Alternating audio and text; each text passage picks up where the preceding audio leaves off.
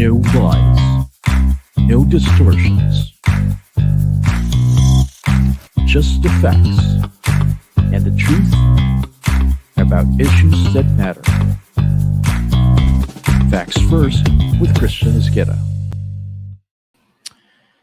Hello, good evening. Magandang gabi sa inyo lahat. I'm Christian Esquera. I'm the host of this Facts First program. Welcome to another episode tonight. Napaka-importante po na pag-uusapan natin ngayong gabi dahil of course related pa rin po ito sa election at related po ito doon sa paparating na administration. So for this particular episode, we will try to make sense of our choices last May 9 elections here in the Philippines, especially our choice for president and vice president. So nalaman natin, although the results are not yet official, the results will have to be made official by Congress, sitting as a board of canvassers basically for the presidential and vice presidential elections. So yun po, intayin natin yung formal proclamation ng presumptive winner for president si Ferdinand Bongbong Marcos Jr. and Mayor Sara Duterte for vice president. In the meantime, himayin natin yung naging choices ng mga Pilipino, yung mga ibinoto, at ano yung mga pwede nating abangan for the coming years, for the next 6 years here in the Philippines. We have a very special guest for tonight. He's very familiar for those taking up political science, those in the field of political science. Sikat na sikat po siya. He was the author of this seminal book. Ang title po, Buti Capitalism, The Politics of Banking in the Philippines. Tapos more recently, hindi na ganun kabago, although this is just, I think, a couple of years ago, he edited and authored a portion of the book, Strong Patronage and Weak Parties. Yan. Tungkol po yan sa mga political dynasties at saka yung kahinaan ng political party system dito sa Pilipinas. Yung guest po natin for tonight, he is an American, okay, a scholar. He is a professor of comparative and Southeast Asian politics. He has written extensively about Philippine politics and political economy. He is the professor or a professor of political and social change at the Australian National University Coral Bell School of Asia Pacific Affairs. Yan. So medyo bigatin po yung guest natin for tonight. We'd like to welcome to our program Professor Paul Hutchcroft. Good evening, sir. Thank you for joining us here in Manila. Magandang gabi, Christian. It's always a pleasure to talk with you and great to be on your program, No Holding Back. Okay. That's a giveaway already, no? Nagtagalog bigla si Professor Paul Hutchcroft. He's an American. Isang correction kung pwede, Christian. Americano, Australiano ako, dual citizen na. So okay, sorry. Lumaki ako sa US, tsaka ngayon may pangalawang citizenship sa Australia din. Okay, American Australians. Nandito ako nag-base since 2008, so almost 14 years now here in Australia. In Canberra in particular, you're there now, right? Okay. Right. At saka lingid sa kaalaman ng iba, no? Bukod sa magaling siya mag-Filipino, he also speaks fluent Cebuano. Konting sample naman dyan, sir. Gitayan na ang akong Cebuano, Christian. Tsaka kinalawang ng Tagalog ko dahil matagal na hindi ako bumalik sa Pilipinas. Bumalik ako sa elections. Pero before that, 2 years plus that I wasn't able to get back. So, buti na lang pwedeng mag-practice ngayon para babalik pa rin ang Tagalog at Cebuano ko. Okay. Don't worry, hindi ko kayo pipiliting mag-Filipino all throughout this interview. Konting patikim lang. Kasi nga, baka inisip ng iba. Ang topic natin for tonight is making sense of the Filipino vote. How we voted. Kasi di ba may kasabihan na you are what you vote. Di ba? Basically, that's a reflection of siguro iba, value system, culture, etc. etc. So, yun ang hihimayin natin for tonight. Yun nga, konting introduction na Professor Hutchcroft. How did you get involved with Philippine issues, Philippine affairs? How did the Philippines become a major aspect of your scholarship? Actually, you have to go a long ways back, Christian, and it shows my age. So that back when I was, I think, 23 years old, I joined a program of the United Methodist Church, and I asked to go to West Africa. And in May of 1980, I learned that I was going to the Philippines instead. I think I was disappointed for all of about 5 or 6 hours. And then I got very excited about the opportunity of spending time in the Philippines. So in October of 1980, so what is that? Almost, my goodness, almost 42 years ago, I arrived in the Philippines. And of course, that was in the latter period of the Marcos regime, just at a point in which the regime was starting to show some major weakening.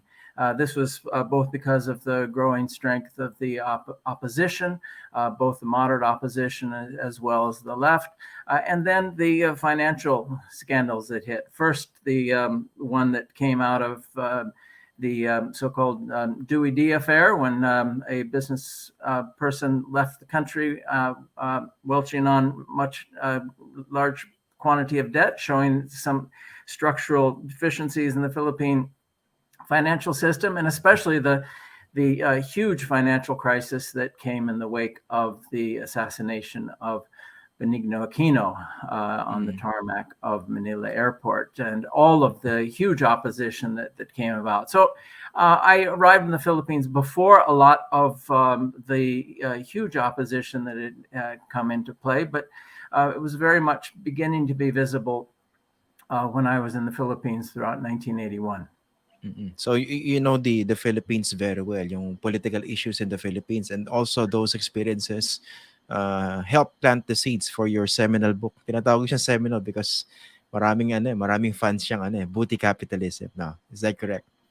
Well, I was coming out of a more of a activist background, concerned about issues of human rights, concerned about U.S. support for the Marcos regime that was very much tied to U.S. desire to have unhampered use of its military bases. Moving on from that, I went to graduate school, and then found out that I have a lot of interest in deeper study. Went on for a PhD starting in 1987, and then it's at that point that I developed slowly an interest in. I knew I was going to do a topic having something to do with the Philippines, but it morphed into an interest in the nature of crony capitalism in the Philippines under Ferdinand Marcos. So I had an initial interest actually in doing a comparative study between Suharto's crony capitalism in Indonesia and that of Marcos, but then I settled on examination of the Philippines, and then more specifically at the banking sector, because the banking sector was such an important prism of power politics in the Philippine political economy. And it's a sector you would expect to be relatively more rational legal, but I showed very strong patrimonial elements in the banking sector. So starting before the Marcos years, in the late 50s, early 1960s, and then carrying it through the Marcos regime and into the early post-Marcos years, including the death of the central bank. Let's not forget that the central bank collapsed under the quite amazing ravages of the financial sector by the Marcos regime. So it died a death, and it had to be replaced by what we now have as the Bangko Sentral ng Pilipinas. It had to be restructured. Yes. Ayan galing po yan sa isang scholar na talaga hindi po yan invento, hindi po yan disinformation, hindi po yan paninira ng programang to. So nakasulat po yan, that's very factual. Yung nagtatanong si Nacy or Nasi, Mamaril, she missed the title of your book. Ang title ng book niya, Booty. Booty Capitalism. Yan. Mahanap niyan online. Anyway, so you saw firsthand how the experience was under Marcos Sr. And of course, he was ousted in 1986. But 36 years after or later, his son is set to assume the presidency. Does this surprise you in any way? At one level, no, because the polls were definitely showing, the opinion polls were definitely showing that Marcos and that Bongbong Marcos and Sara had a huge margin. Those polls were registering that going all the way back to the December 2021 poll, and effectively it never stopped. They were achieving something that never had happened in the history of post 1986 politics, and that is a candidate registering more than 50%. So this was all very much unprecedented. So at one level, it's not surprising. At another level, for those of us who do know the Marcos regime and its ravages, both in terms of human rights abuses, as well as, let's not forget that they left the Philippines with what's known as the lost decade of the 1980s. It was not the golden era, it was the lost decade of the 1980s, in which the economy was completely on its knees, negative rates of growth.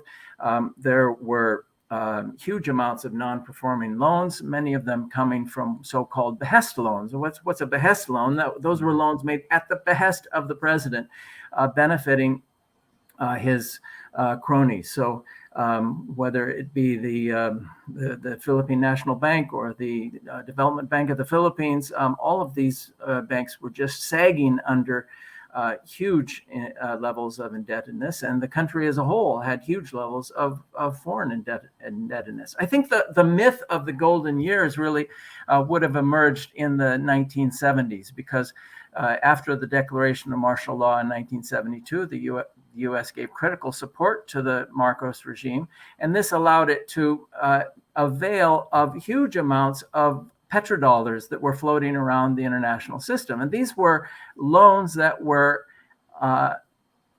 very unusual historically, because they were often at negative rates of real interest. So very cheap money that was out there for the Philippines to grab in the 1970s. And it's at that period that the Philippine economy looked, very falsely, as if it was doing well.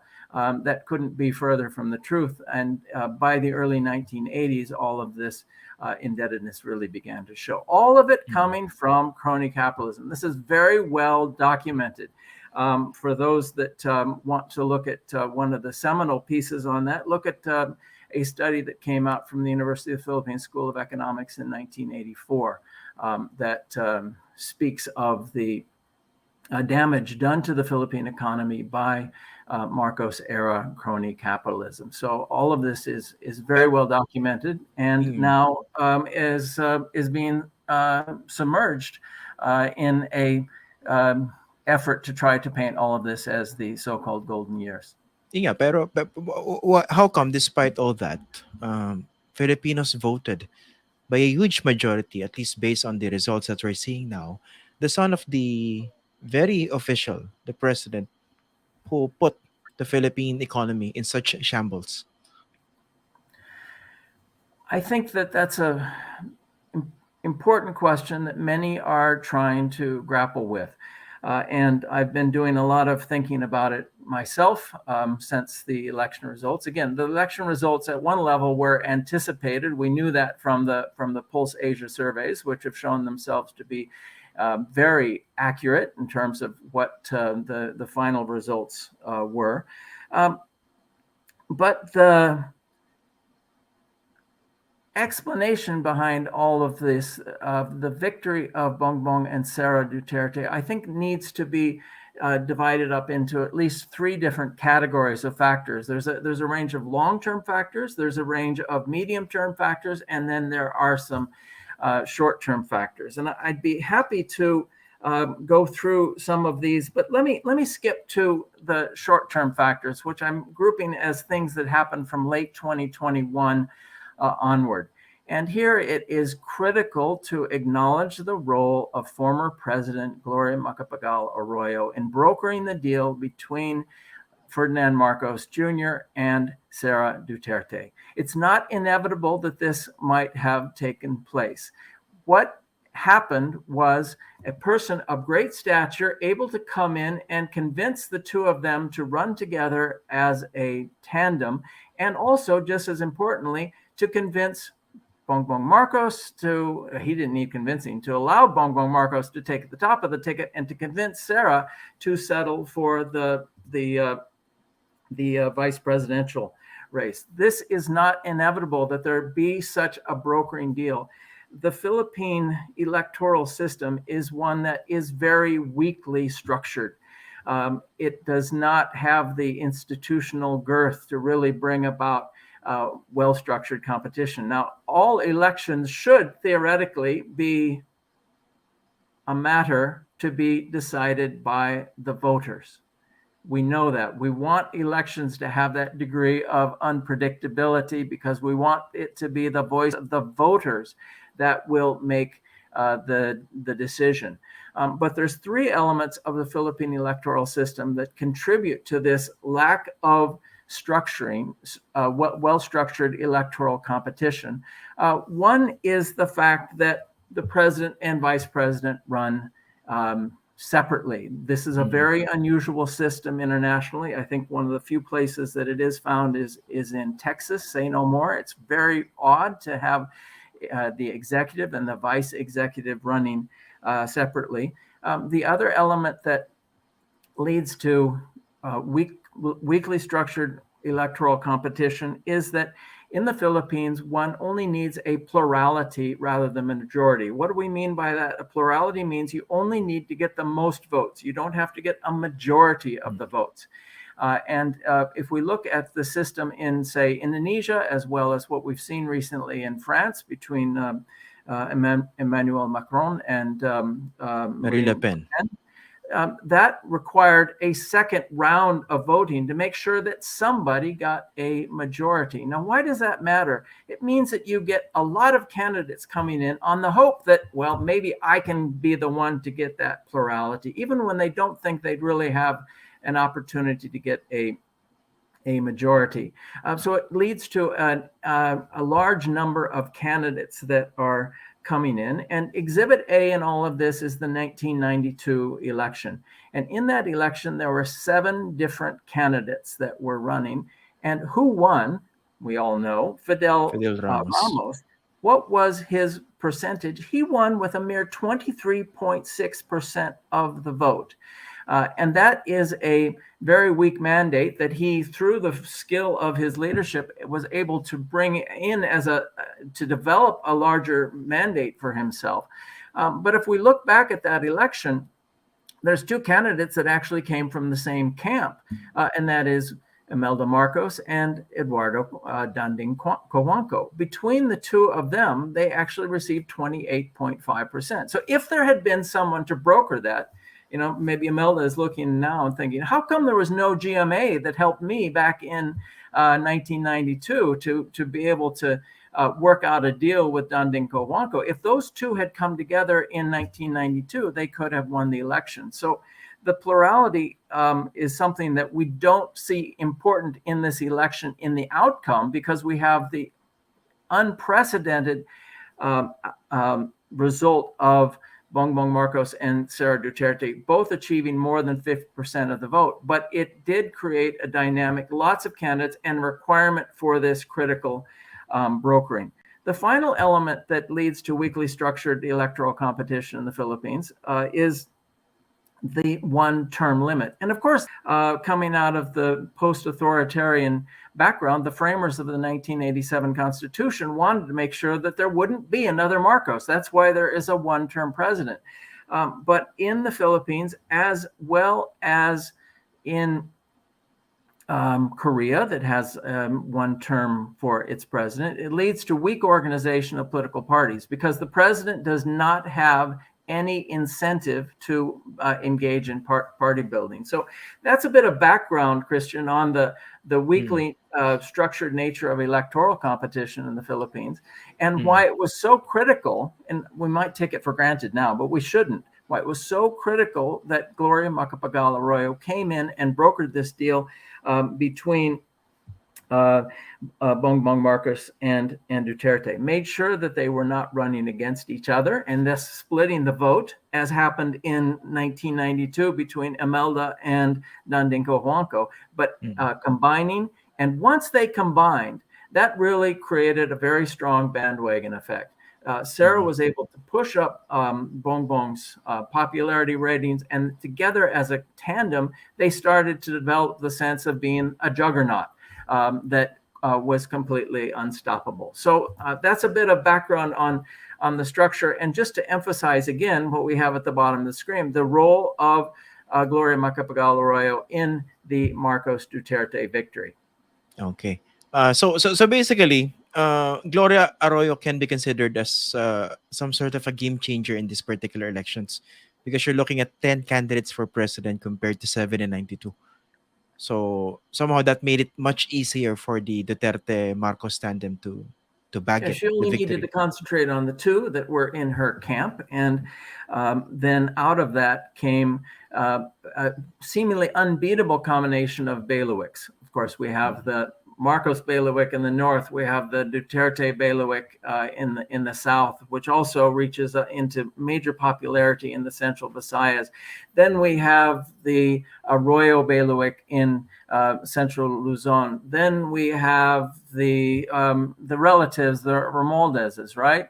And then we have in the most vote-rich province of the Philippines the important role Cebu. of Gwen Garcia and also Mayor Mike Rama, very quickly bringing their support to the Marcoses. So this created this is traditional Philippine politics, right? Combining bailiwicks, and this was the start. And then on top of that comes the very well-coordinated social media effort of manipulating the historical record, making the Marcoses seem like just fantastic folks to be around. They're funny. They have a good sense of humor. The father and the son can be jocular with one another. All those things that both related to the past, the golden years, but also bringing in a new generation, bringing in Sandro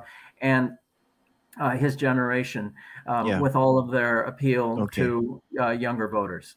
Yeah, and speaking of disinformation and fake news, let's flash this comment coming from one troll, because every episode, 3 times a week, we have a designated troll or trolls assigned to us.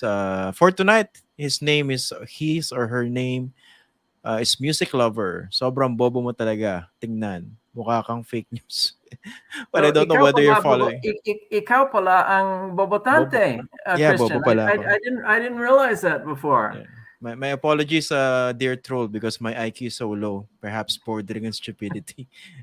But anyway, A good example. Yeah, you can log out now because I've read your comment already. So, pwede ka nang maningil. Okay? Yeah. Okay, let's proceed to some proper intelligent discussion. Yung talagang away from the influence of trolls. So yeah, you mentioned the factor of Gloria Arroyo in this particular election.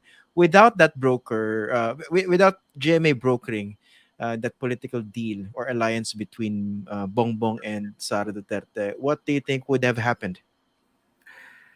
We don't know, but quite possibly the Marcoses and the Dutertes might have gone their own way and been rivals rather than allies in the election, and then never developed the sense of momentum, never developed the sense of juggernaut, never developed the bailiwicks. The social media manipulation might never have been able to develop the traction that it did, and it's possible that another candidate might have developed that critical bit of momentum, but we really don't know. It's speculative to know the exact direction of all of this, but it's clear that without the broker, GMA, helping to bring these two candidates together, we could have seen a very different landscape for this for this election.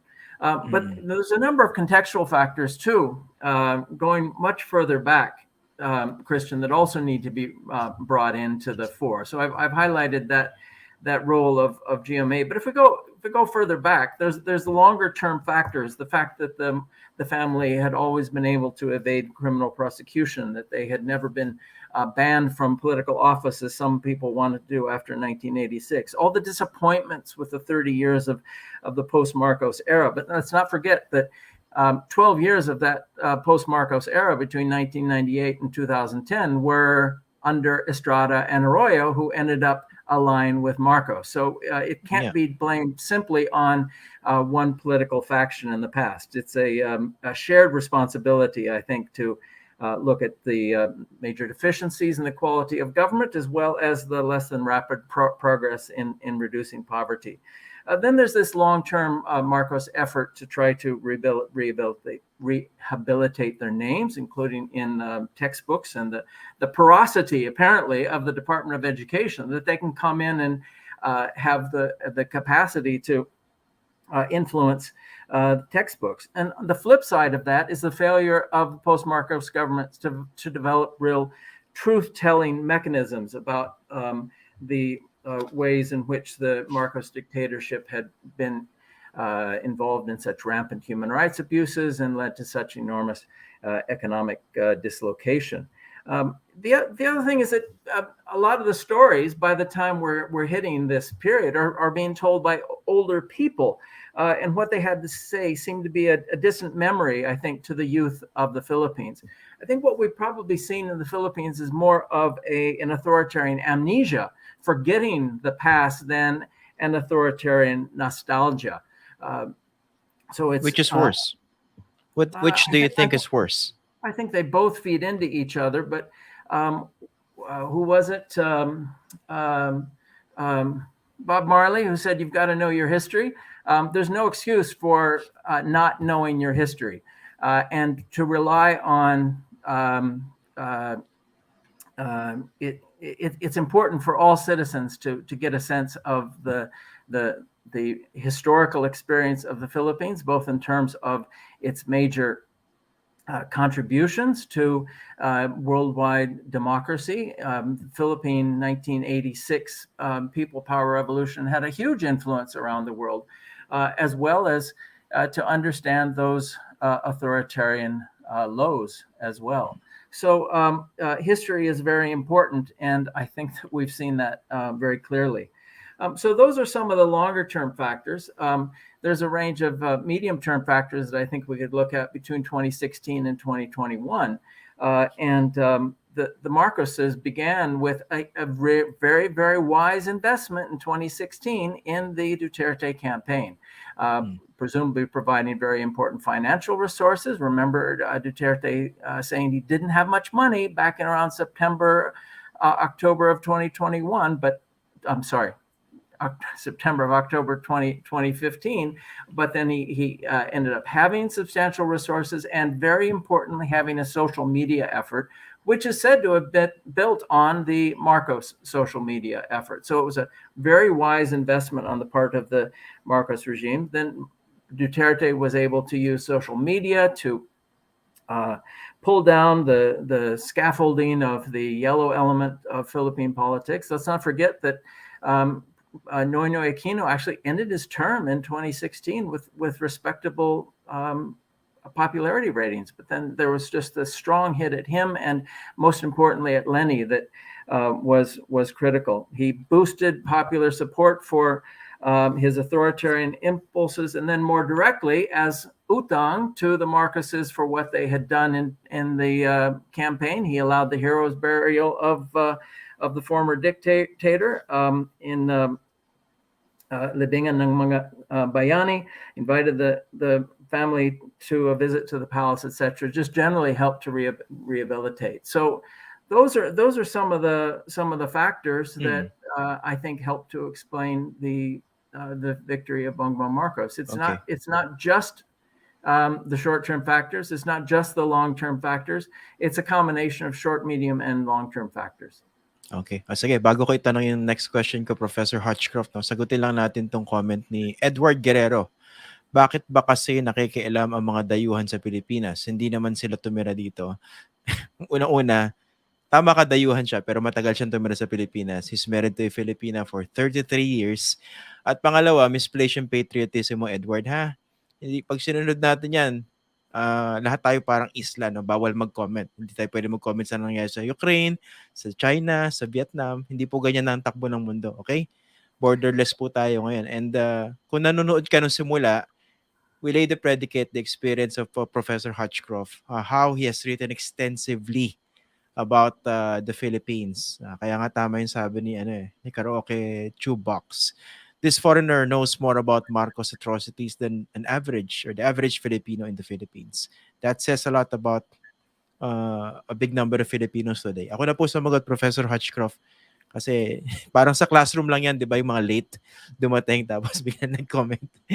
Anyway, I'd like to go to this issue of how solid do you think is this alliance Let me just make involving... one point there. Okay, go. Christian, some of the greatest insights on American politics came from a Frenchman, Alexis de Tocqueville, who was writing in the 19th century. So it's a long tradition of foreigners being able to offer some insights, and I welcome insights by Filipinos looking at either Australian or American politics. I'm sure there is a great deal to be said just based on the comparative insights that someone can bring in from outside the country.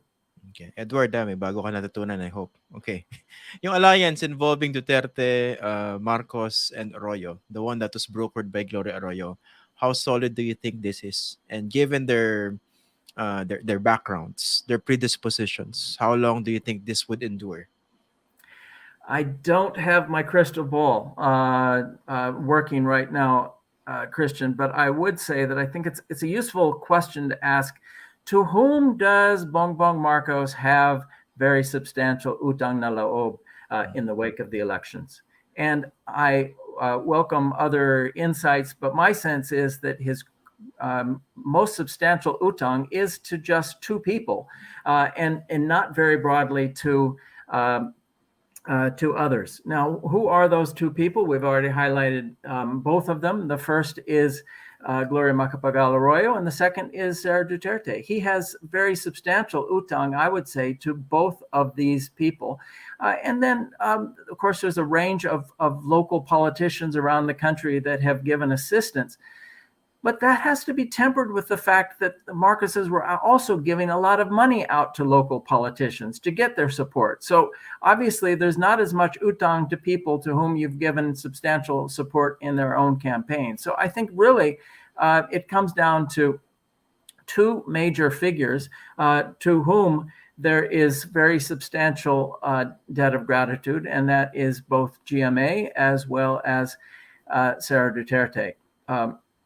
He hasn't needed to get support from major conglomerates, as is so often the case in the past, because presumably he's been able to self-finance the election. So all of this is really a very interesting position for a president to come in and not have major utang, either to any major domestic actors or foreign actors. He can chart his own course, and we really don't know the dynamics of the presidency.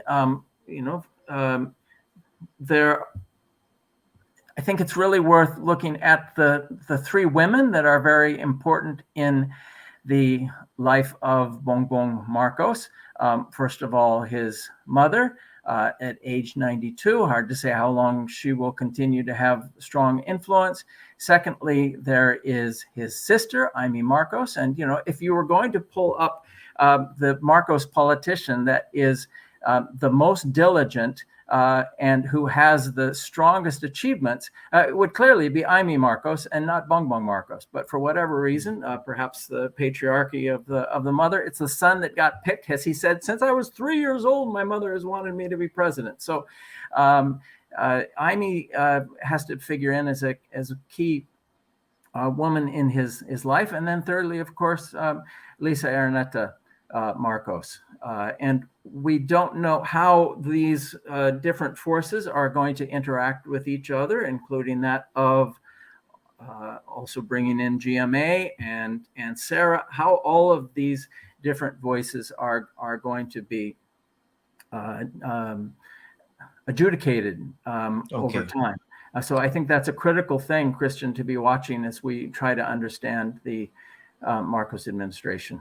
That's a very interesting point that you mentioned, Professor Hutchcroft. Finally, I know you're an advocate of systemic and structural reforms to basically somehow influence in a positive way attitudes of voters on election day.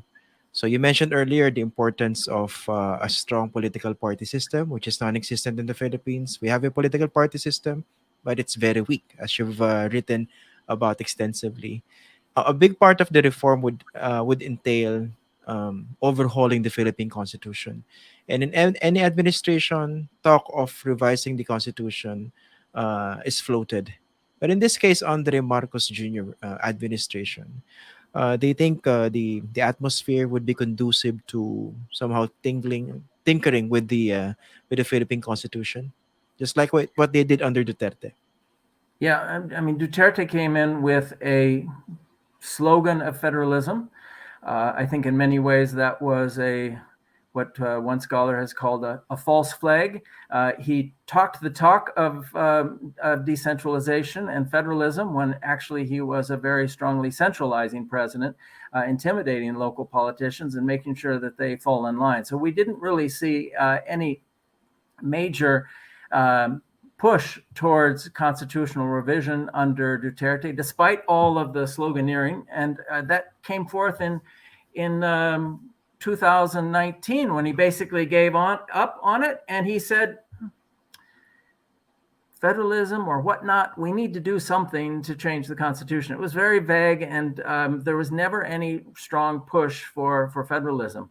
Now, what about Bongbong? He has a party that I can't remember the name of it. Can anybody remember the name of Bongbong's party? I mean, it's one of the most obscure institutions around, but it has federalism in the Partido title. Federal ng Pilipinas, I think. Salamat. Okay. He's got the name federalism in his supposed political party that is not at all a viable institution moving forward. I don't think we should expect it to see anything of it. I really don't expect Christian to see a major push for constitutional revision, but I may be wrong. I could be completely wrong on that. The problem with trying to predict what will happen in a Marcos presidency is that he has not provided any clear program or platform moving forward. He's got a slogan, unity, but that is not a program or a platform by any means. And I think that right now there's a certain unsettled view in the markets among the business community is what is this guy actually going to do? And I checked today on when did the incoming Duterte camp come up with an economic plan, just a basic 8-point economic agenda that came on just 3 days after the election. So they were prepared. We had Sonny Dominguez, we had Ernie Pernia, and others that were ready to project after the election some kind of agenda for the sake of the business community, not the voter, to let them know this is what we want to do, to let them know that, okay, Duterte said, he was going to kill tens of thousands of people, but he does have an economic plan as well. And that helped to settle down the markets. What we haven't seen under Duterte is any sort of agenda, let alone hints as to who might be filling some of these key posts. I think that it's only, correct me if I'm wrong, as of today, we've only gotten 2 cabinet appointments. One, Sarah was given the unenviable task of trying to fix the Philippine educational system, which has been in huge crisis amidst the pandemic and even earlier.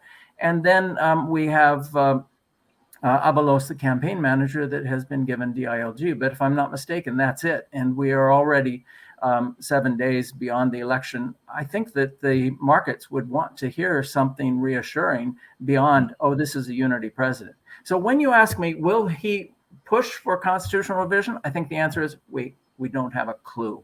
We just don't have a clue because he said so little about what his platform. Basically, the Philippine voters, by giving him, what is it, 58% of the vote have basically written a blank check to someone who they have no idea what he might actually do.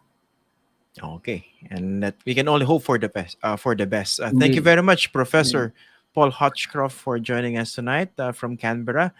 Let's do this again. We have a lot to talk about still. Maraming salamat, Christian. As I said, always a pleasure to talk with you, and appreciate the insights of your viewers as well. And it's been a great honor to be part of your program. No holding back. Okay, maraming salamat po, Professor Paul Hutchcroft from the Australian National University. Good evening, sir. Great. Good evening. Thanks very much, Okay. Christian. Okay. Good night. Okay, so natapos po yung first part ng ating programa ngayon. So, medyo nakakatuwa yung mga comments dito regarding the discussion. I hope naging useful yung discussion sa inyo kasi ang usapan natin dito very hinged din also on systemic and structural reforms. Kaya nga ang topic natin is making sense of the Filipino vote last May 9. May ilang nagtatanong dito, bakit ba puro Marcos ang topic mo? Siya po kasi nanalo, di ba? Kung iba po yung nanalo, di iba yung pag-uusapan natin. Simple as that. Don't get offended if journalists focus on issues involving any candidate. Issue po ito. I have nothing personal about Bongbong Marcos. I've covered him before when he was a senator. I don't have anything against him. Ha? You don't have to put any malice in what we do. Ito po kasi yung mga issues na dapat nalalaman. Hindi siya dapat nililibing. They're not supposed to be swept under the rug. Kasi pag ginawa mo yun, di magmumukha ka naman bayaran, di ba? So, kung ayaw nyo ng ganitong content, kung ayaw nyo ng ganitong discussion, which are very legitimate, as discussed by Professor Paul Hutchcroft earlier, what happened during the Marcos years under the father, hindi mo pwedeng kalimutan yan eh. Of course, in the coming episodes, pag-uusapan natin what to expect under the Marcos presidency, his choice of cabinet officials. Problema, wala pa nga eh. But in one of the upcoming episodes, pag-uusapan natin yung si Sara Duterte as the incoming vice president and also as the presumptive education secretary, what she has to offer. Okay, in the meantime, ang second topic natin, pag-uusapan natin yung mga trolls. Yan, pag-uusapan natin yung mga trolls. Tsaka yung problema ng disinformation dito sa Pilipinas. Si Professor Paul, baka may lakad pa kayo. Nasa virtual studio pa siya. Kung may lakad kayo, okay lang. You can leave now. Okay. Sige. Ako nagagawa. Okay. Yan. Bye-bye, sir.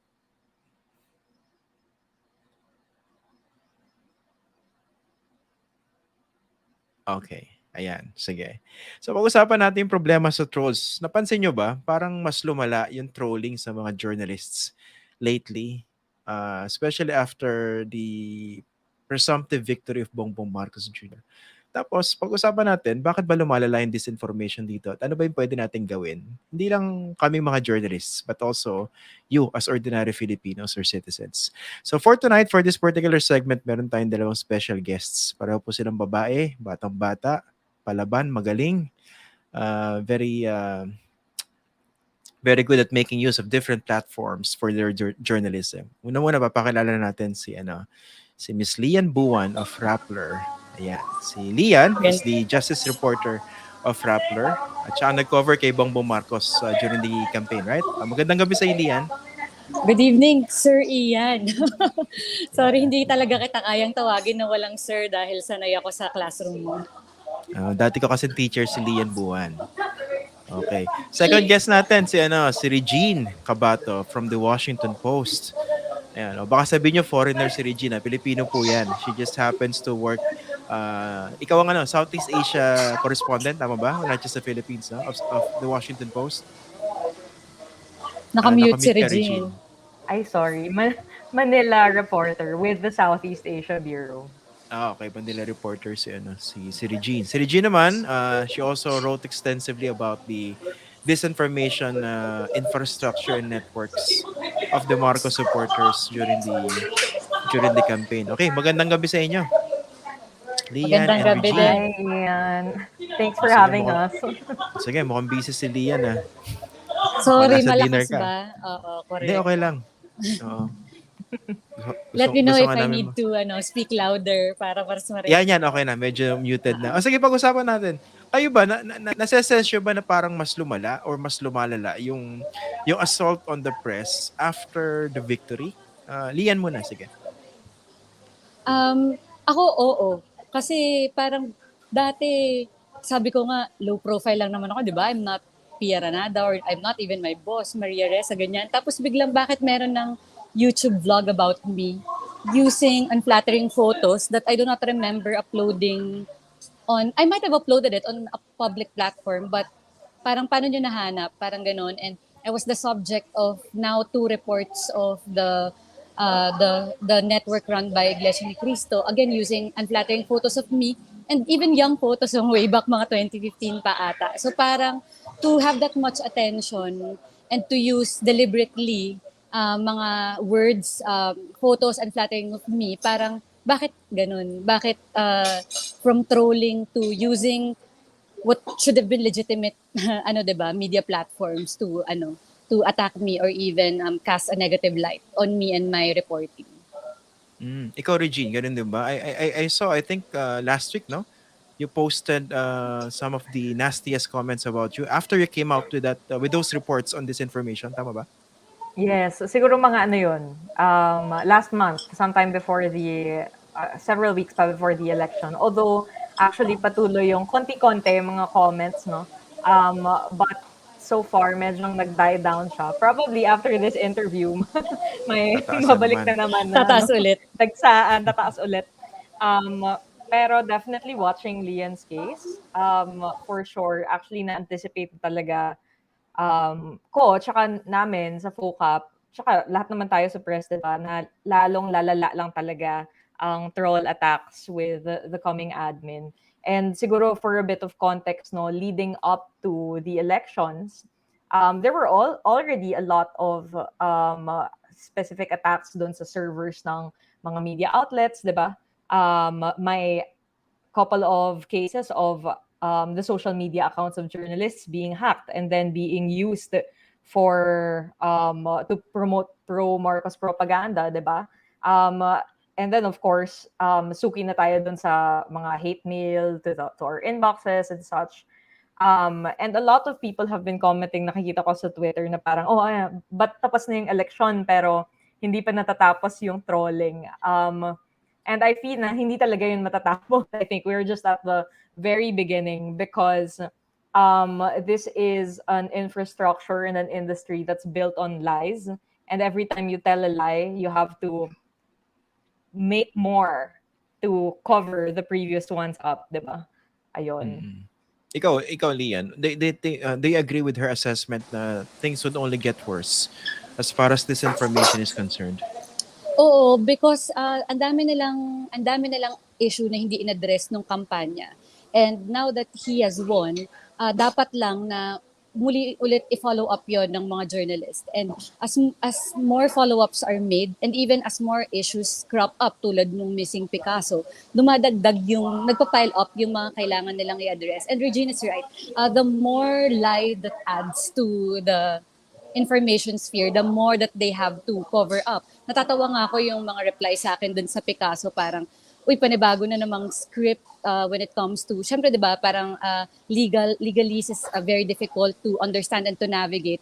Napafascinate ako kung gaano kagaling yung kanilang legal spin sa bawat bagong nagka-crop up. Kasi sila lang yung the the team relies on them kasi the spokesperson doesn't answer it, the president-elect doesn't answer it. So kanino manggagaling yung defense or justification kundi dun sa army, sa mga supporters. So yeah, I expect it to be so much worse in the coming days and months, and God bless us the next 6 years. Sakit pakinggan eh, no? God bless us eh, no? Regine, yung ganyan, how difficult do you think it would be for journalists like you in the incoming administration? Kung yan, sabi ni Lian, di ba? So, pili yung pagsagot nung spokesman, pili rin yung sinasagot at kinakausap nung presumptive winner. Pero, obviously, based on experience, makikita mo merong infrastructure around them eh. Na yun yung umaatake on social media against a lot of people, including journalists. So how difficult do you think the job would be? Definitely, it's going to be difficult, Ian, kasi this is unprecedented territory eh. Yung ganitong information atmosphere. I mean, nakita natin before when there was suppression of the press, it was very violent in a different way.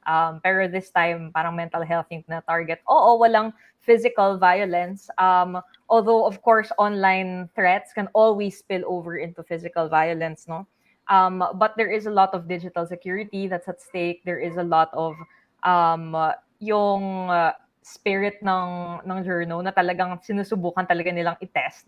And also the credibility. So, ang hirap kasi it makes us harder for us to reach our audiences. Yes, our stories get out there, the truth is out there. Pero dahil ang ingay talaga ng information atmosphere, hindi nakakaabot sa kanila yung ganitong katotohanan. So, may binanggit si Maria Reza before about how facts are important for having a shared reality, right? And that will be the foundation of democracy, di ba? Pero, I really understood or na-feel ko talaga kung ano yung minimean niya nung gumagawa ako ng interview sa polling stations. Sa kalahating oras pa lang sa isang polling station, around 4 people, straight, dire-diretso, hindi sila naniniwala sa ill-gotten wealth. At lahat yon, Ian, fact. I mean, ill-gotten wealth is a fact, right? Very basic. Parang doon pa lang sa pinaka-basic na fact of history. May denial. So, it makes our job so much harder because it's not like we can censor ourselves to adjust, diba, to what people want to hear. So, yeah, I think that kind of brings into question na dapat mas maging interdisciplinary na rin tayo. We have probably to work with educators, to work with even influencers siguro, to be able to find ways to package our stories. But definitely, there are aspects of the truth na para sa atin, mga journal, non-negotiable yun, di ba? Yung mga tinatawag natin baseline facts, objective Oo. truths, di ba? Yung para bang may mga bagay na pwede mong pagdebatihan, di ba? Pero for example, baseline facts, si Joseph Estrada was convicted of plunder. And then a few months later, he was pardoned by Gloria Arroyo. Facts po yun. Hindi ko po inimbento yun. Pwede niyo po i-google. Madali lang po. Ilang letters lang. Google. Okay. O sige. Diba? Exactly. Nagko-comment dito, bitter lang daw kayo eh. Ayan. Hindi naman. Masyado naman kayo. Journalism lang po yung ginagawa dito. Kasi kung gusto niyo nung ito lang pala bago ko ituloy May tanong ako sa inyo, very important Yung mga reklamo about bias. Ito, subukan yung gawin to. Sige. Kung nagre-reklamo kayo, sinabi nyo si Lian o si Regine, puro kayo bias. Hindi nyo nilalagyan ng ED kasi yun ang script ng troll. Kailangan mali, di ba? Okay. So, pag sinabi nyo bias and journalist, check nyo muna mabuti yung sarili nyong bias. Kunwari, pag si Lian ba, all of a sudden, nagising siya kinabukasan, yung report niya hindi na naging critical doon sa mga issues about Marcos, for example, about Duterte. Talagang pine-praise niya na. Sasabihin niyo ba siya ng bias? Siyempre hindi, di ba? Kasi yung bago niyang bias, pabor na rin sa sarili niyang bias. Pero it doesn't mean that she's not biased anymore. Ang nangyari lang, napunta siya ron sa side of the fence kung saan nandun din kayo. Ang point nun, hindi niyo pwedeng sabihin ang journalist dapat walang bias. Pero you can demand your journalist to be non-partisan. Si Lian ba, sinasabi, iboto niyo si Isko Moreno, si Lenny Robredo, nakakampanya ba yan?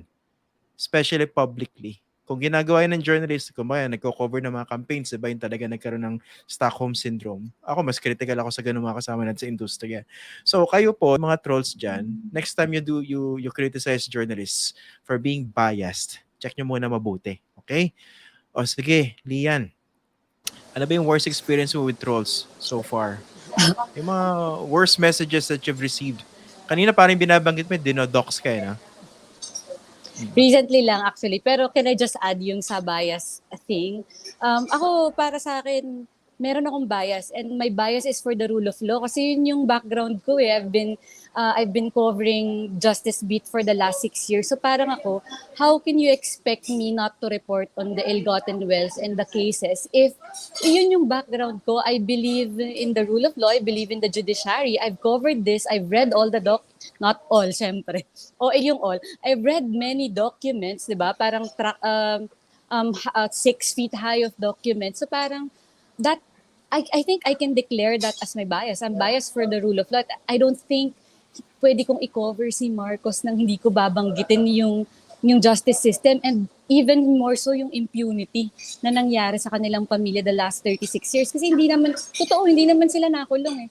And tama ba yun? I don't think so. Maraming nangyaring corruption in the process. So yun, I just want to say that na we can have a declared Bago mo- bias, and my declared bias is rule of law talaga. Bago mo sagutin yun, mukhang masarap yung pagkain dyan. Nadidinig namin yung Talaga, kalansing. naririnig niyo. Nasa kabilang Sarap ba? table. Tinatry ko nga Nasa maging kab- mahina kasi baka Parang ano, parang nasa Romulus ka, pagkain ng mayayaman yan, ha? sabi ko nga parents ko yung nasa likod eh. Okay. Pero Sige. to your Ay, question, what's ano the yung worst? worst so far? This is the worst just because it used foul language. Pero nakakatawa kasi sobrang stupid. Sinabihan ako kahapon or the 2 days ago ng wow, UP ka I mean, I won't use the foul language, but basically saying UP ka, you slept with your professors. Unang-una hindi ako taga UP. Teka lang, medyo hindi ko ma-process yun. Oh, di ba parang wow, UP ka. Pag UP pero ba? Ganon? hindi ko alam sa kanila. I think it's because I greeted UP on their UAAP championship. So parang Baka naman umibig lang si Lian ng taga-UP. Baka naman ganun. pwede rin. pero de-declare ko hindi ako taga-UP, taga-UST po ako. Aral under Cristian Esguerra. Oy, So, ganon. So, So- ganun ang mga worst. Pero sustained ba yan? Parang each time buksan mo yung inbox mo, maraming comments. Or alam nyo, messages. ito yung ko sa inyong dalawa, advice ko sa inyong dalawa, change your name on Facebook. It's been effective because I don't use my byline on Facebook. So it's been harder for them to find me. There are still some, not as much as yours. Pero nahanap ako ng Tonyo Parlade, would you believe? So hindi ko alam kung paano niya nahanap. Naka-other name na ako. Pero the trolling is using more foul language now. Yung talagang gusto kang it's meant to break you. It's really meant to break you. It's meant to make you affected. And siguro yung isang linggo kang mag-leave para hindi ka na magtrabaho. Kasi to read that, di ba, parang I wanted to post it kasi I wanted to make people see that this is being done. Pero parang, in a way, paano ko to ipopost nang hindi makikita ng mama ko, di ba? Kasi baka mapraning yun. Baka siya pa yung mas masasaktan more than me. So yun, the language has been more foul recently. Mamaya pag-usapan natin yung pushback na yan. Okay, sige, si Reggie naman. Ano yung mga worst na experience mo so far? Well, so far, yung na-experience ko, I think it's not as bad as Lian's. And of course, parang, I hate to say it, no? A lot of us in the industry, parang, we've all experienced at least one, di ba? At least one series of attacks. Yung pinaka-recent, napansin ko, talagang sexist language talaga. And of course, cussing na ginagamit. Yung tipong words like, pasensya na iyan, hornalist, prostitute, very, Hornalist? target, hornalist. Oy, bago yun. Medyo mas creative yun kaysa prostitute. Yun nga. Yun na lang gamitin So, niya, yun. mas maganda pakinggan Mga eh. ganon. Mas diba? creative. So, Okay. ganon. And then there is, ano pa ba? May isa na, sa pinaka-recent na, I wish all of your kind in the Philippines would disappear, mga something like that. So, very siya. Pero pansin ko kasi Ian, although baka, I'm pretty sure baka may death wish dyan or death threat na hindi ko lang nakikita kasi I don't naman read everything. But, pansin ko talaga yung karamihan ay really designed to dent credibility and like Lian said, to really dent your motivation also, na to really break you. At palagay ko sadya yun. Kasi when they try to question your credibility or to question your character, etc., mas hindi yon nata-take down ng mabilis sa social media kasi hindi siya outright cussing, hindi siya outright, diba? Parang hindi siya outright threat. So you can argue that it's not really, it's an opinion, it's not really a breach of social media guidelines, diba? Pero patuloy-tuloy, pare-pareho yung script nila eh. And then it just keeps getting repeated across comment sections and everything. So it stays up on these social media sites at nakakasira talaga yun ng reputation for people who are not familiar with the troll machinery or the work that journalists do. So I Yan. think partially sadya yun. Mamaya papa-elaborate ko yung findings ni Regine regarding sa troll networks, no, na nakita natin over the past several years. Ito, speaking of trolls, kasi ako yung matanda naman ako ng konti sa inyo, no? So, alam mo, iba yung iba yung predisposition ng generation nila, okay? Usually kasi ang rule dito sa journalism, dun po sa mga hindi masyadong familiar, lalo na sa mga trolls, kinakausap ko kayo ngayong gabi. Usually mga journalists, lalo yung mga print, parang Supreme Court yan. The Supreme Court speaks through its decisions. Ang journalist, hindi dapat epal yung papansin. Diba? You speak through your body of work. Kunwari, si Regine, si Liam, may byline sila. Dapat ganon, di ba? So, doon mo sila nakikalad, doon bubuo yung credibility. Tapos, ang sinasabi ng mga mas matatanda, kunwari, dapat pag kayo masyadong yung kunwari, tinakot kayo, yung masyadong, kayo mag-iingay, di ba? Kasi lahat nakakatanggap ng threats. Sabi ko, ganun din ang nung I was brought up in the industry na ganun yung mentality. Yung mga death threats, di ba? Common yan eh. Pero hindi mo isisigaw sa social media. Pero I realized lately, I'm doing some experimenting eh. Parang masyadong nai-embolden lalo yung mga trolls. Yung trolls pala, sorry nakahawa na ako sa mali nyo. Trolls. Pag parang parang very passive. Yung para ba, hindi ka naman papatulan nito pag tinakot mo siya privately. Tatahimik lang yan. I-injure lang yan. Hindi ka niya papansinin. Sabi ko, nabubuhay itong mga to sa ganyan, di ba? Marami sa kanila bayad, marami sa kanila talagang gusto makapanira, di ba? Sabi nga nila yan, meant to break you. Well, they have to be exposed. Yan. Kaya lately, ginagawa ko yung mga hate messages na nakikita ko sa Facebook page. Pinopost ko sa Twitter eh. Kasi panindigan niyo yung pananakot niyo, diba? Example ito yung pananakot recently ni kanina lang to ni Benedict Javier Mendones. Sabi niya, tanga ka. Dapat sa mga katulad mo, binubura na sa mundo. Yan. Benedict, sikat ka na. Diba? Nananakot ka eh. Ayan, sige. Dapat malaman ng tao yung ugali mo, diba? As a person. Makita ng pamilya mo kung anong klase kang tao. Diba? Kasi iba dyan, makikita mo kung makapanakot sa mga journalist, pero pag tinignan mo, puro Bible verses, diba? Tapos may mga picture ng asawa, anak, loving, diba? Parang napaka-incongruent. Masyado mabigat yung word, sorry. Incongruent. Parang, paano ba? Hindi sila konektado. Okay. Tama, Ian. If I may, Sige. may napansin ko kasi yung for this particular, for the historical revisionism story, no? And then also for some of the stories that followed, may ibang hate na pumapasok sa akin na galing sa LinkedIn of all social media sites. Tapos, yung mga nagpo-post, syempre hindi mo nang masabi kung bayad ba sila o hindi, or kung organic. Pero tama ka, kita sa photo nila kung saan sila nagtatrabaho, kung ano yung position nila sa work. Minsan may hashtag pa sila na sa kanilang DP na open to work. Tapos yung i-comment nila publicly dun sa article ay, shut up ka na lang, ganyan. Isa kang journalist, isa kang prostitute, ganyan. Very unprofessional for a site that's supposed to be where your employers are supposed to find you, di ba? For background checks. It really dapat. says a lot. So tama ka talaga, Ian, na nagigets talaga kita na we can't just stomach it anymore. Dapat, sana may segment, you should have a segment na Ian reads hate mail. Ito kinalik ko na nga eh. Dami-dami. Iba natatawa lang ako eh. Pero iba talaga, sobra eh. PI mo, bobo. Ang daming Galing ako kay Brian Consul. Ayan. Kanina may nag-message sa akin kung anti-Christ daw ba ako. Bakit? Sino ba yung Christ? Baka iba yung Christ nila. Hindi ko alam. Sige, ito. Lian, yung mamaya tatanungin ko yung findings ni Regine dun sa troll network. Ikaw, Lian, recently, di ba, naging viral yung interview mo sa isang press conference with Vic Rodriguez, no? Tell us about it. Yung nagtanong ka pero hindi sinagot. Actually, excited nga ako for that press con kasi si Attorney Vic hindi na yan uma-appear sa mga sortie.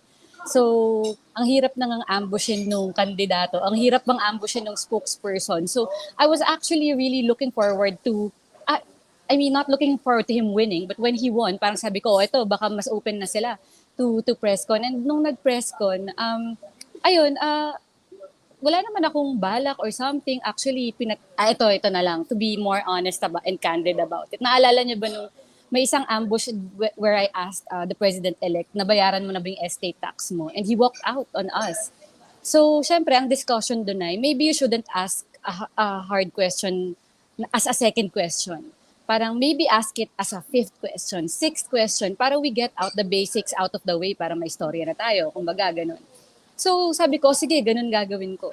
So, actually, naka 8 minutes or 9 minutes na kami ng press conference. He had already laid out their plans, which at the time wala pa. So nung sabi ko, okay, paulit-ulit na lang to, sinasabi niya wala pa silang plan, wala pang cabinet. Sabi ko, okay, ito na yung time ko. And then I asked it and he said, next question please. Parang ako, bakit po? I tried to ask bakit po.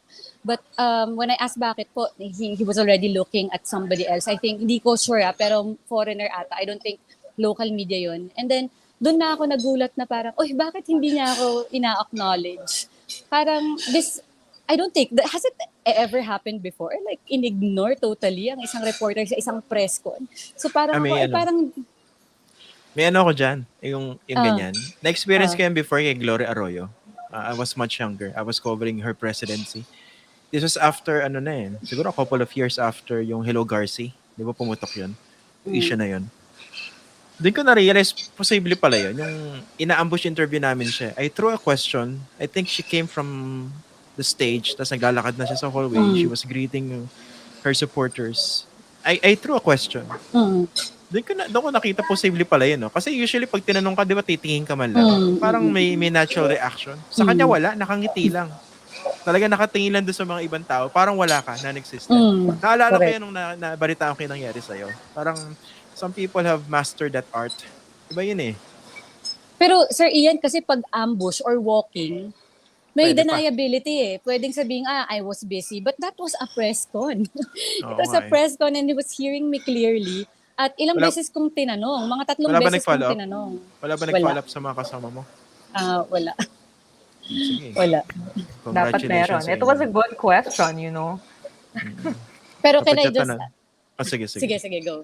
Hindi, gusto ko lang sabihin na much has been said about what happened that night or that afternoon. Dapat ba may nag-follow up and everything. And I can tell you, there's been much reflection among all of us in that room that day. Pero gusto ko ring i-move yung discussion sana kung, alam mo, matatapang ang mga reporter but are the newsroom managers and are the media owners supportive enough or empowering enough the reporters on the ground so that their frontliners are not intimidated? Kasi kung Oo naman, nai-intimidate, sobrang supportive. Grabe naman. Siyempre. di ba? Parang para sa akin parang lahat ng kapwa ko reporter matapang eh. Pero kung are they getting enough support from their managers and their owners, di ba? Parang kasi kung sila yung unang nai-intimidate, bakit mo sisisihin yung nasa baba kung yung commander ay cowering to the powerful? I'll just quote, sinulat dun sa NUJP Ethical Guide. So this was written much, way before this incident. Parang when the managers cower to the will of the powerful, it will send principled journalists out the door. So baka yung courage dapat sinisingil natin sa mga nasa taas, hindi sa mga nasa baba. Kung nagsabi niyan, Lian ha. Okay. Si Lian po yung i-quote niyo ha. Kinote ko yung NUJP Ethical Guide. Ayan. Sige. Bigat ng word, cover eh. Simplihan lang natin. Masyadong mabibigat yung words. Dumudugo na yung tenga ko eh. Hindi lang ilong eh. Mabibigat ng words eh. Cover. Ano ba spelling nun? C-O-W. Yung Okay, incongruent sige. Yun nga pala ibig eh. Hindi ko sabihin rin ng alam yung cover. incongruent eh. Okay. Hindi, kakabasa ko lang sa thesaurus nung kaya ginamit ko na para mukhang matalino. Kasi sabi kayo nung nanonood na troll, bobo raw ako eh. Di panindigan ko na ng bobo. Jean, ano yung findings mo recently? Di ba you conducted this investigation into the troll networks? Ano yung lumabas? Ano yung mga napag-alaman mo? Yung finding ay isang alternate universe talaga. Iyan. Isang alternate Philippines ang sa mundo ng pro-Marcos, TikTok tsaka YouTube. Mostly TikTok yung na dive ko talaga. But it really is it's been said already by academics and by researchers na decades-long project ito. Kasi yung ilang mga na-interview namin mula sa UP, Third World Studies Research Center, have been tracing pro-Marcos narratives that go back to even before the internet. Tapos, nung nagka-internet na, umabot siya sa Friendster, sa Flickr, very early sites. The Marcoses were one of the first politicians na nag-establish ng presence doon. Tsaka nag-establish ng website. At ilan sa mga early narratives nila doon sa mga sites na yun ay natutuloy pa rin ngayon. But, in the age of social media, nung pumasok na yung Facebook, yung Twitter, etc., nagkaroon na ng algorithms which amplified these stories. And that includes already all the myths surrounding the Marcoses na golden era daw yung martial law, yung conspiracy theory tungkol sa Talano Gold, etc. At karamihan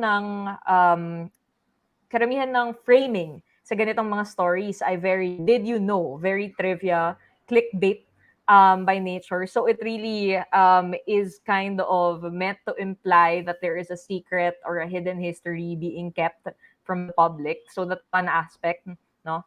Tapos sa TikTok naman, may kind of celebrity treatment towards the Marcos family, which has always been the case, I think, in our history. Parang parati silang naging nasa spotlight, di ba?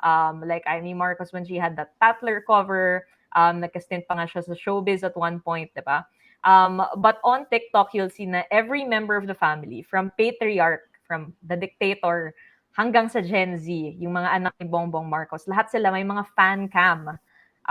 So what is a fan cam for the elder people in the room? Parang siyang celebrity edit compilation ng mga videos tsaka ng mga photos. Tapos dinadaanan through pop music, through glossy filters or glitter, to make it look like parang K-pop idol, gano'n. So lahat sila may mga gano'n. And sometimes they will use archival photos. Sometimes they will use old video.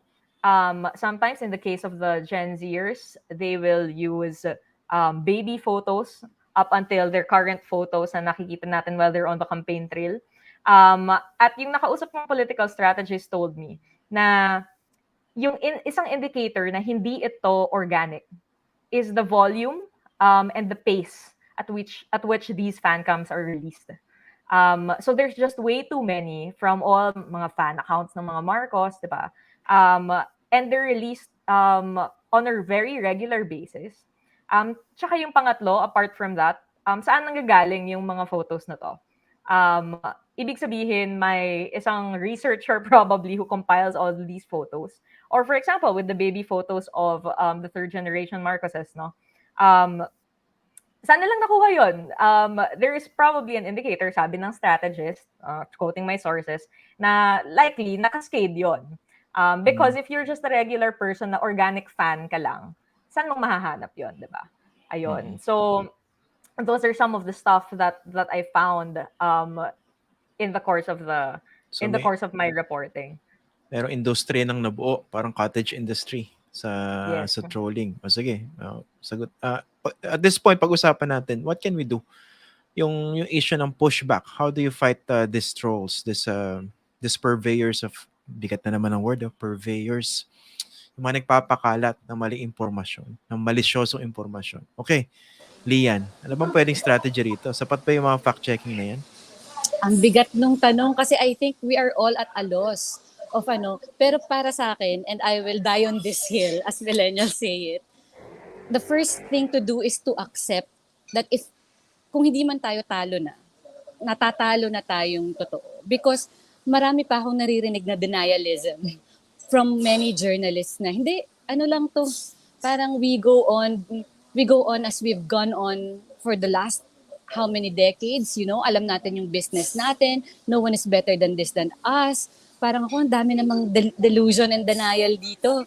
Kailangan na muna nating tanggapin that natalo tayo talaga or natatalo na before we can move on and ask the question of how do we go about this next. Kasi kung hindi natin tatanggapin yun, then wala, status quo talaga. And ayun, and ito yung isang insight ni Rambo Talabong who have been covering the vloggers outside of the HQ for a little more than a week now. Yung sentiment na nakukuha niya is that these people have been ignored for so long. Walang nakikinig sa kanila.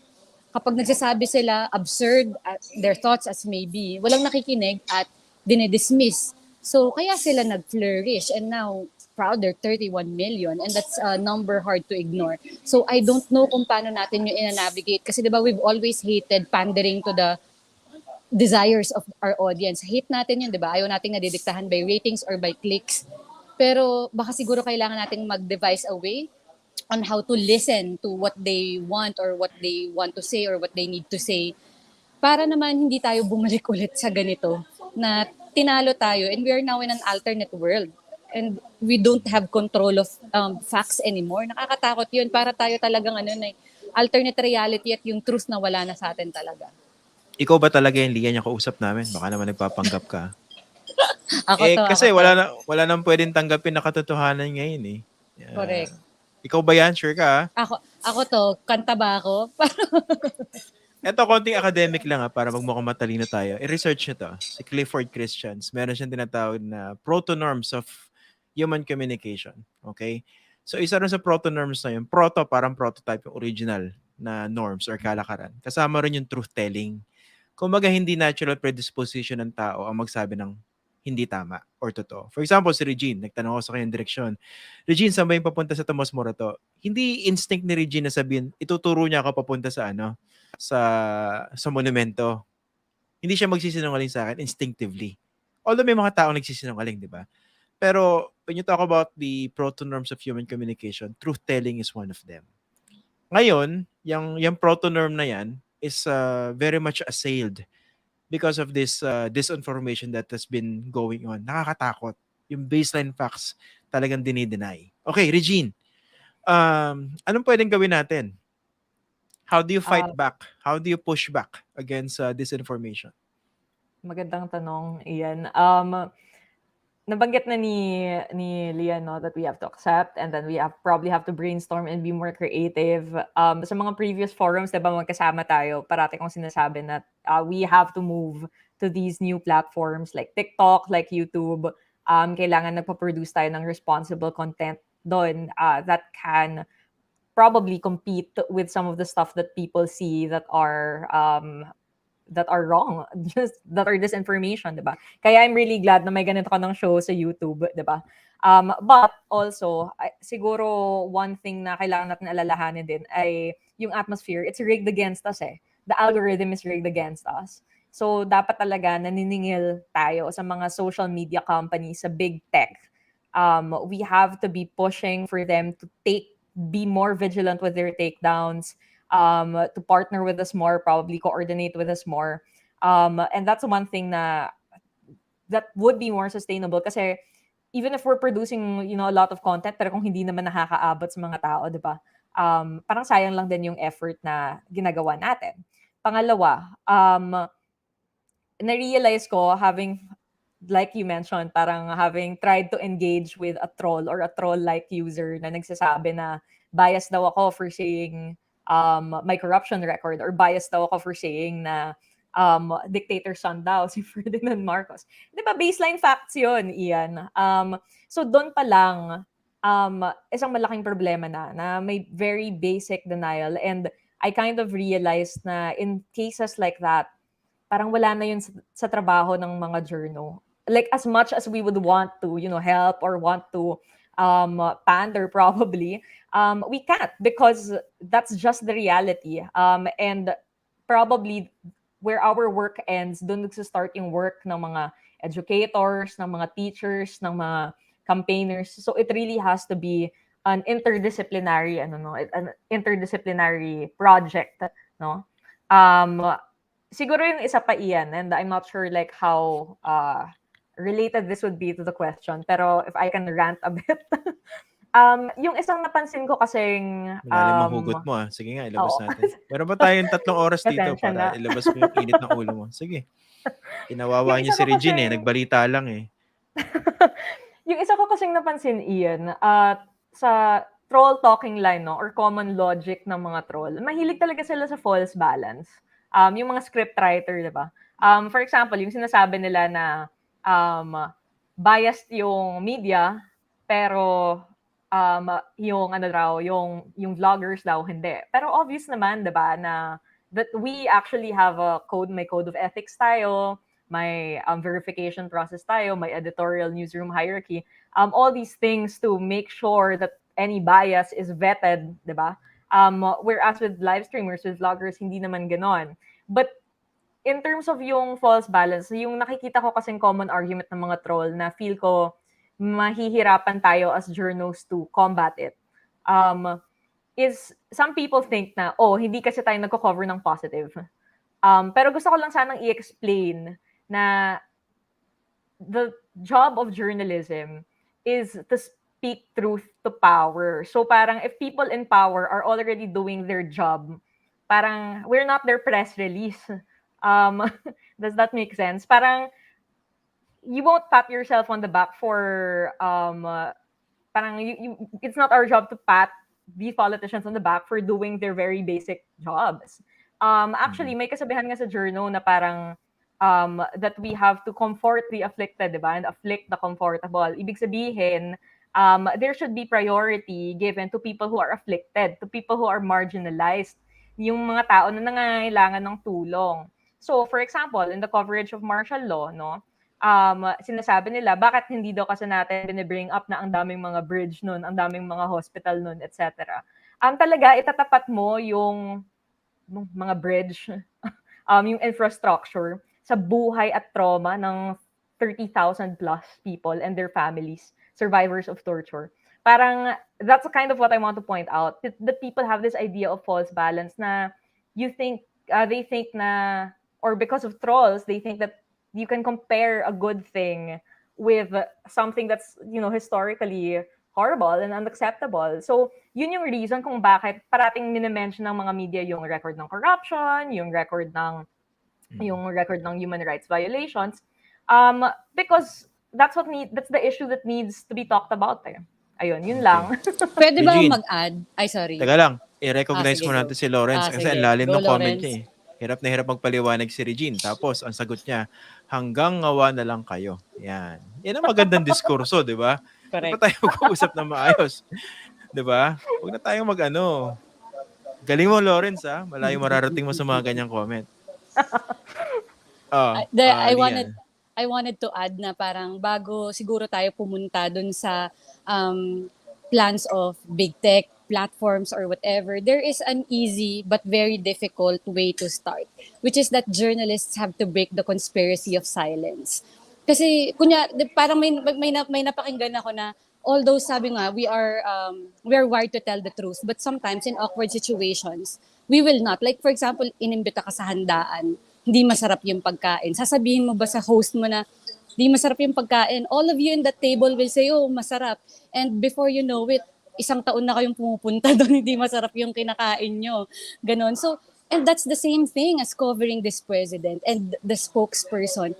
If journalists commit a conspiracy of silence and we don't say it's bad food just because we are scared not to be invited to the next handaan, we will be feeding our audience, the Filipinos, bad food for God knows how long, di ba? So, madali siya, pero mahirap. So, para kay Lawrence to. Metaphor. Para kay Lawrence. So, yun. I think, bago tayong magpunta dun sa mga kailangan ng mga big brain platform, algorithm, whatever, break the conspiracy of silence and kaya nating gawin yun. I believe kayang-kaya nating gawin. Alam nyo, ang pinaka-low-hanging fruit dito, pikat na naman ang metaphor na yun, no? Low-hanging fruit. Yung pinakamadaling pitasin na bunga ng bayabas siguro, no? Tanggapin nyo na lang kasi bias kayo. Yan ang problema sa inyo. Wala na kayong nakita mabuti sa nakaupong administrasyon. Hindi ko alam kung ano natutunan nyo sa journalism. May nalalaman pa kayong Sa inyo comfort po, the afflicted, no? kayo, ay sir Ian, ikaw nagsabi sa klase namin yan. Sa'yo ko natutunan Ganun ba? yan. Hindi, dapat kasi ang trabaho ng journal. Ito para matapos ang problema ng mga trolls, no? Kayo mga periodista kayo dyan, dapat tigilan nyo na yung pagkikriticize nyo. Tanggapin nyo na lang maganda lahat sa mundo. Na ang gobyerno, hindi siya umaabuso kahit kailan. Okay? Kung may nakita kayong nakawan dyan o may bangkay na nakaratay, extrajudicially pinatay, i-question nyo yung fact na yun. Di ba? Hindi. Parang wala namang bangkay. Ganon, di ba? At yung dali ng buhay nyo. Kaya ang hirap-hirap ng trabaho nyo mga journalist kayo kasi masyado kayo lumalaban using facts. Eh kung magsinungaling lang din kayo, di ang dali-dali ng buhay. Joke lang po yan. Baka seryosohin niyo. Pinapasaya ko lang. Baka i-splice ka Masasplice out of ka. context. Masasplice ka. Sanay na ako dyan eh. Ang dami palang videos about me sa TikTok eh. Yung mga interviews kay Gadon tsaka kay Chavit Nagulat ka. Simpson. Na-trauma ka ba? Sigat pala ako dito ah. Parang di ba, tong anchor na to, schooled o binara, pinahiya. Panoorin niyo po, masasearch niyo sa YouTube yung interviews ko kay Chavit, kay Gadon, tsaka ron sa abogado ng partido ni Marcos. Eh, kung matino kayong tao, basta panoorin niyo mabuti kung legitimate ba yung mga questions. Pero kung gusto niyo kasi sumaya dahil may biases kayo, edi subukan nating himurin yung yung behind ng mga gusto niyong tao para Na-stress ako. para masatisfy yung niyo, yung mga biases niyo. Saan na ba tayo? Hindi, regarding Nagsisisi pushback. ako. Metaphor ni Lian. Ay, neto, may Tsaka tanong fault ako sa inyo. balance. Magsishare ako ng opinion ko rito, pero I don't know whether you agree with me. No? Tama yung, I agree yung lahat ng sinabi niya.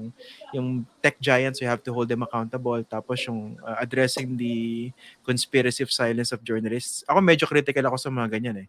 Lalo yung mga kapwa natin journalists na ang iingay sa mga forum, kung makasigaw ng press freedom. Pag may mga small group meetings sa office, mali itong nangyayari sa atin, dapat pinaglalaban natin. Pero pagkaharap naman nila yung mga news bosses nila, yung mga may-ari ng kumpanya, baliktad, kumakasip-sip naman, di ba? Kasi ang totoong gauge ng ng advocacy for press freedom, when your job, your welfare is actually put on the line. Hindi yung attend ng press freedom forum, di ba? Madaling magsalita about press freedom eh, pero pag yung talagang press freedom nasa doorstep mo na, mako-compromise na yung trabaho mo, din malalaman ko ano yung mga non-negotiables eh. Ito, I don't know whether you agree with this. Ito isa ko nakikita solutions eh. Kasi 'di ba, ang problema natin ngayon yung mga purveyors of disinformation. Ang laki ng pakinabang nila sa mga influencers. We are living in a world of clout. 'Di ba? Kunwari social media, 'di ba? Ito nakikita ko ibang mga journalists nagpaparami ng followers eh. Kaya comment about press freedom eh. Dami ko naman tinatamaan dito, dapat hindi na ako nagsasalita. Okay. Mag-off cam na ako talaga. Hindi ba sa akin lang. Total the name of the game is clout, 'di ba? Sa akin, new discovery sa akin yung term na 'yan, yung clout chasing sa language ng SOCMED. Yeah. Sabi, ayun pala yung mga terms sa mga epal, 'di ba? Yung nagpapapansin ng social media. Why don't we use that to the advantage of those who are fighting disinformation? For example, marami rito kasi, sa akin I hate the term of media celebrity. Yung media personality. Sa akin, a journalist is a journalist. If you don't fall under that category, mag-showbiz ka na lang, di ba?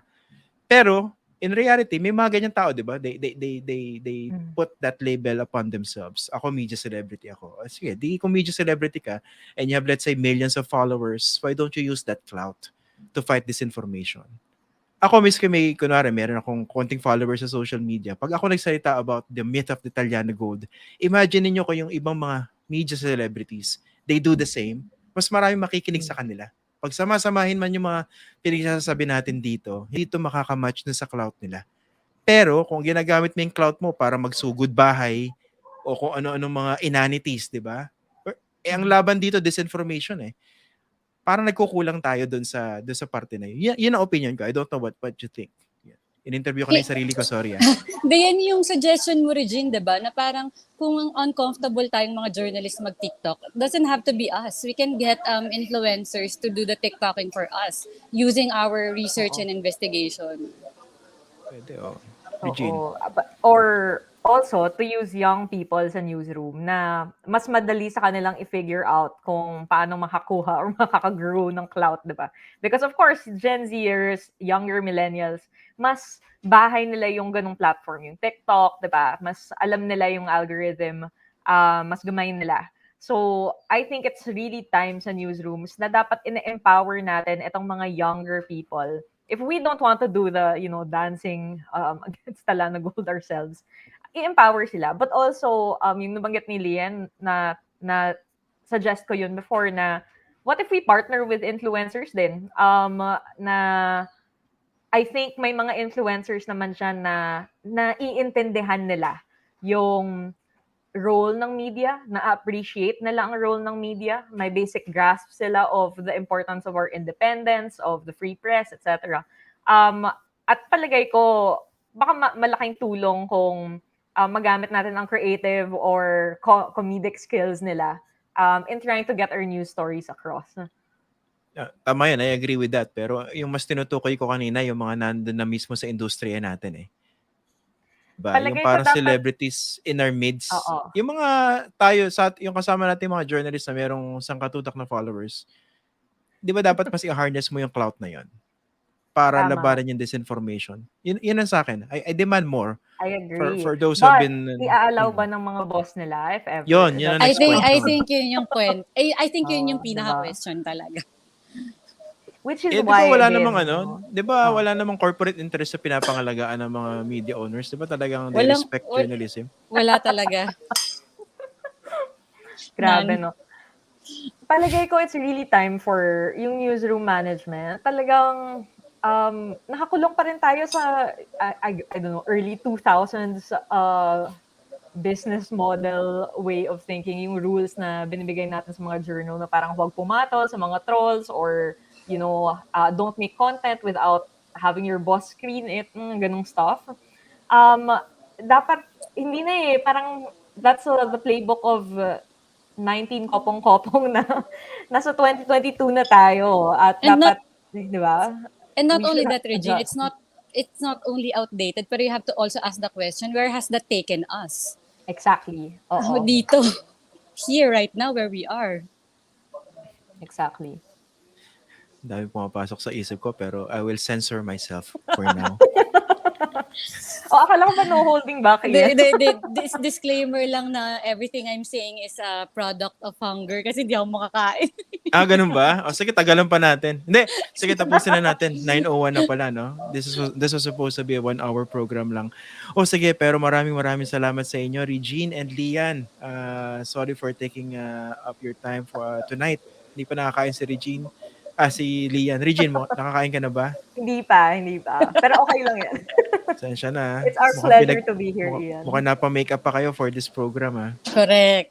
Yeah. Inamin ko Nagpakulot pa ng talaga. buhok si Inamin ko talaga. Siyempre, it's an honor to be on the show of your teacher. Oy, grabe naman yun. Mukhang nagpa-parlor pa si Lian eh. Oy, pero Sige. hindi yun deliberate for this show. Para kanino ba yan? Para kanino ba Naka-schedule yan? lang. Mukhang nasa date ka. Hindi nga. Gusto niyo bang ipakita ko sino kasama ko? Kilala ba namin yan? Ready silang mag-ambag ng discussion. Sino ba Pakita yung ko mga ba? yan? Sige. Pakita natin. Ayan. Sino Uy, sila? hi, Krisha. Hindi ko Krisha Subing and Ija Ramos of the Philippine Daily Inquirer. Ay, grabe. Bigatin to.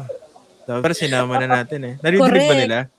Hindi, naka-earphones ako eh. Marami Sayang. silang ambag. Sila yung Sige. next. Ngayon, maraming salamat Regine and Lian for joining us tonight. I hope yung sa mga nanonood sa atin, yung mga napulot kayo kahit papano. Okay? Salamat po. Sana napulot Salamat, yung Ian. incongruent. Thank you, Regine. Thank you, sir.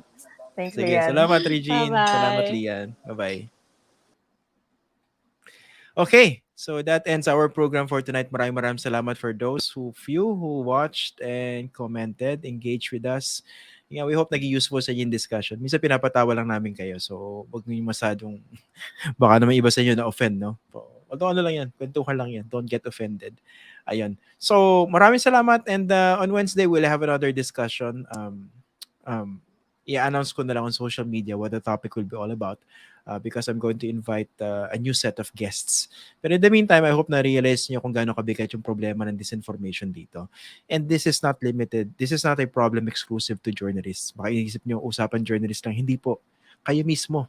Apektado niyang disinformation na yan. And I think this is the most serious problem, of course, aside from the economy that we are facing now, not just in the next 6 years, but for many years to come, and unless we get our act together.